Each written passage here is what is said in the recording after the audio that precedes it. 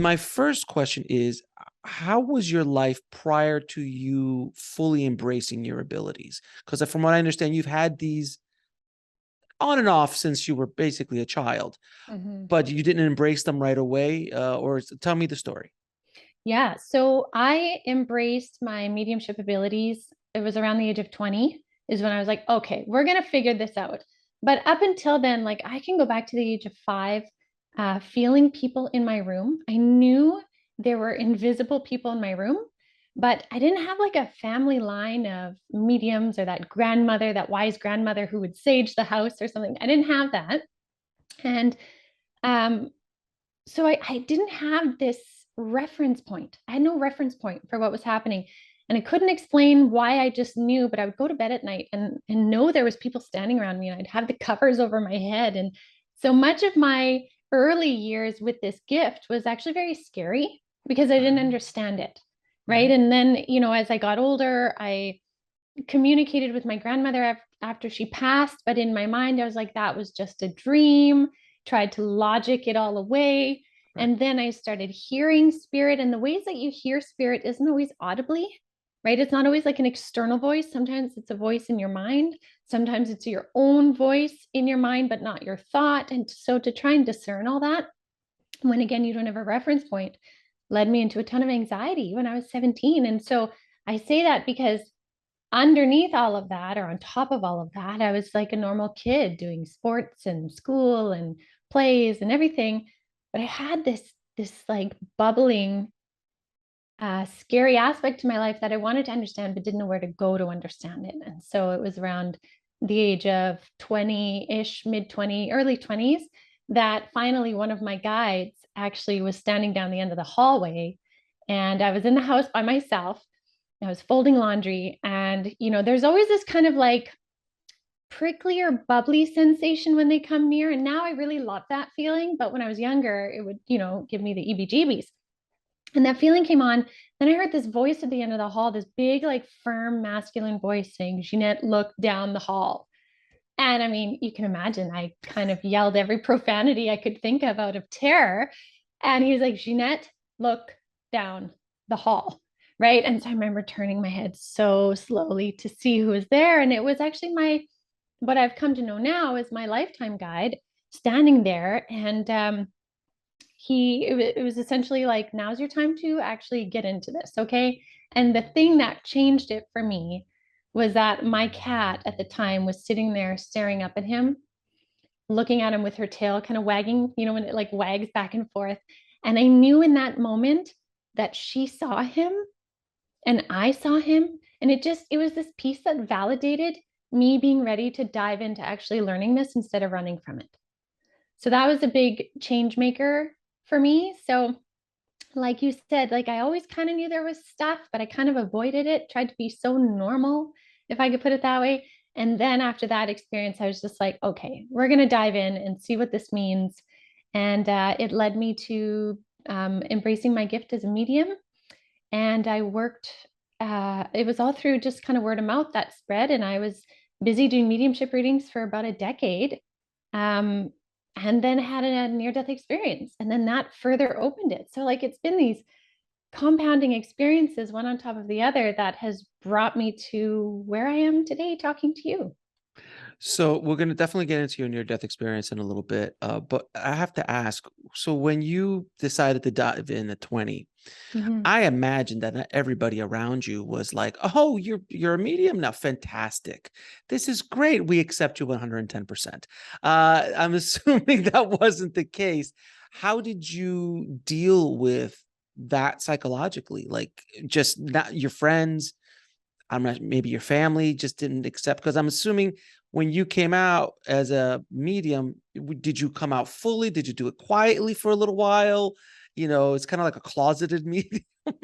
Well, really, yeah, because I mean, even back then to now it's so much more open. But even back then, which wasn't that long ago, I but mean, come on, let's be real, it wasn't that long ago. Um, but it wasn't as accepted or as talked about as it is now. And so, I did talk to my family very bluntly. I was like, listen, guys, I am seeing deceased people and spirits. wow. I talk to them. And I realized I always have been feeling them. So I'm exploring this. And so it's kind of like, no one was like, don't do this or anything like that. But it was kind of like, all right, Jeanette, sure. Kind of like, we'll see. Because again, like I didn't grow up in a line of mediums where it was like, oh, welcome to the club or something like that. It's just, it was kind of like an unknown, but so it was like yet to be seen, I guess. And the more that they saw, I would say something and then it would happen, or I would validate something that I couldn't have known that maybe occurred before I was born, things like that. Once enough of those things happened, then it was more accepted. But like you said, that closeted medium, um, I was willing to share it with kind of certain people, and it kind of just grew by word of mouth. So for the first 10 years of doing my mediumship work, it was all just word of mouth. I didn't really advertise. I didn't have my website. I didn't, it just kind of spread that way. And I was happy with that. I was like, yeah, this is good. And I'm doing my thing. But it was after my NDE that my guides were like, so if you're going back, you got to actually step up and like really share this. And I was like, yeah, I get it now for sure. I'm in. So it was just kind of this neat evolution, but it did take time. But the driving force behind it for me was that I have always had this strong undercurrent, if I could call it, or like purpose within that when it's pushing me in a direction, I have to go in that direction. Because if I try to go against it, it's just, Hmm. it's a non-starter. I just Right. can't go against it. And so that's, I think, what just kept pushing me through to stand in my truth and keep going. So let me ask you, because you obviously have connections or abilities to be able to talk to your spirit guides and to people on the other side and have a much grander understanding of what's going on, not only for other people but for yourself in general, your own life mission, your own your own blueprint, if you will, that you kind of your soul journey of this life. Is there during all of that, is there a, an understanding of why you were given these gifts at this time, and that you are, because not everyone gets them, obviously. So why Mhm. you, and why this moment in this life? Did you get that understanding somewhere along the line? Yeah, that's a great question. So, what I've come to understand is there have been many lifetimes leading to this one to, first of all, give me the resilience to keep going, Mm, to give me the framework of past life understandings that, when ignited, would just come back in memory or knowing. It's kind of like, when you say you try a new sport and you realize you're really amazing, right? You're like, wow, look how good I am at golfing. And this is my second time golfing, right? It's like, well, you probably did that in a past life or something like that, right? So, what I heard from my guides was that there was much preparation for this lifetime. And essentially, being here now, and everyone that does have these open gifts or open awareness to their purpose right now, is so specific to the massive change that we're going through in the world. Like, we're in massive rapid ascension, right? My guy had said from the year 2020 to 2024, it's about 100 years worth of intellectual and spiritual awakening condensed into 4 years, right? So there are many souls here at this time opening and finding this like thing that's pushing them to do more, to help, to ascend, to awaken, just like you are doing your thing, right? Like, you're living your purpose. So um I feel it's very timely in conjunction to everybody else that's here at this time. it's fantastic. Now, when you first channeled, was it before or after your near death experience? I started channeling a little bit before. I Okay. did, but I I kind of kept that on the down low. Like, there's these phases with me, right? I mean, you're a medium already at this point. I think channeling is not that grand of a step. You could have just said, "Oh, by the way, I also channel now." I mean, it's not I know you would think so, right? But I was right. like, oh no, like that's going a step further. No, It's it's too far. funny. Too Yeah, far. too much.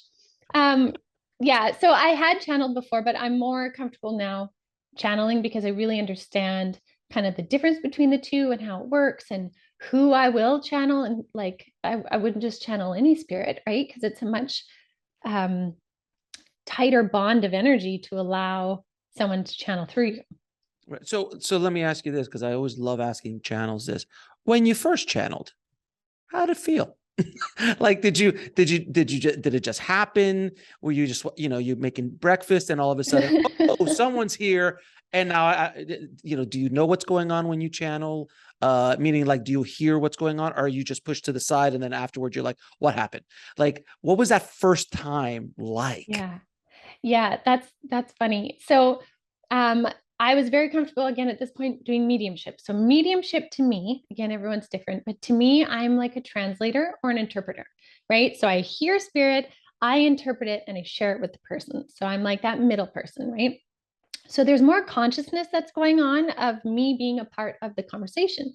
Whereas channeling is where, like you said, I move more out of the way. So I'm like, say, 3/4 pushed out in a way, not pushed out. I step out kind of, but I'm still connected, but I'm hearing it come through me and into my voice audibly at the same time as somebody else. I'm not hearing it before and translating it. It's coming direct through me. And so the first time this really happened, I was doing a mediumship reading, and the spirit that was coming through me or connecting with me, she was telling me these things, and I was telling the person, but I kept not quite getting it the way she wanted it. And so it was so interesting. She said, Jeanette, do you mind if I just come direct through you? And I was like, okay, like, what do you mean? She's like, can you just like move over a little bit and I'll just come direct through you? And so I remember saying to my client, I'm like, I'm just going to channel this because she wants to speak directly. And it was essentially that. That's where I learned you just move to the side and then they come direct through you. And I had more of her like inflections, her cadence of speech, apparently, her tone. Not that my voice fully changed, but you could see or you could hear apparently the similarities, and it just came directly through. And so it's like I was hearing it for the first time at the same time as my client was. And so it's this free flow thing. And I would say it varies how much I remember in detail of what is said in channeling. The higher the frequency of the being, the less that I remember in the moment, and the more that I'll need to go back and listen to get the full memory of it. But if it's like a family member or friend that wishes to channel through, then I'm usually more able to kind of keep up with what's coming through. So you also, so unlike a lot of channels that I know, they're exclusive. Mhm. They're kind of like an exclusive. They're not dating. Yeah. They've married the beings, either group of beings or being that they are channeling. But Yeah. you are able to not only channel your group of beings, but also as a almost like a next level medium. You don't translate, but am I In a getting that way, right? yeah. But I'm very like, I don't allow a mediumship session to turn into a channel of that spirit often. That's probably been twice. Oh, okay. Right. Okay. But that's where I learned how to do it. But with channeling, I am quite exclusive. There aren't many that I will channel. But they're part of Uh, are they part of the group that you call them the Three Guides of Light of the light? They are the three guides of light is one of them, but there's also sometimes Sanat Kumara, who's like an ascended master, will sometimes come and channel through me too. It's Mhm. not as common. So my usual go-to would be the three guides of the light. Got you. Okay, so Yeah. when you first channeled the guides, what was that like? Because it's a little bit different Uh, than yeah. having, a relative going, "Can I just talk to Yeah. for a second, just a I know, second, right? Just move over for a minute. just a minute? It's just Um, going to be quicker this way." literally, right? Um, no, so the three guides of the light, so they're light frequency. And the reason why I say this is because that's very high vibratory. So when they first came to me, they showed me as three kind of shadowed or outlined figures that looked like the 3 or 5 pointed star human design, right? With lots of light behind them. But when I then got to know them, they were like, we're not actual embodied beings. We're light consciousness. We just showed you that so your brain would understand we're a collective of consciousness. And I was like, oh, okay. So the reason why I say that is because that frequency, the body, the human physical body can only merge with that frequency for so long before it exhausts itself, right? Like it's so high vibratory. It's like sprinting. You can only sustain a sprint for so long. You can train it to sprint longer, but you can only do it for so long. So when I first started channeling them, it was quite short. And then it grew over time. But now I find when their energy comes in, it's like this kind of wash and merge with like warm water, or like when you feel sunbeams on your face in the summer and you step out in the morning and you feel it just like wash your body. It's kind of like that. I've been able to partner with Mind Valley to present you guys free master classes between 60 and 90 minutes covering mind, body, soul, relationships, and conscious entrepreneurship, taught by spiritual masters, yogis, spiritual thought leaders, and best-selling authors. Just head over to nextlevelsoul.com/free.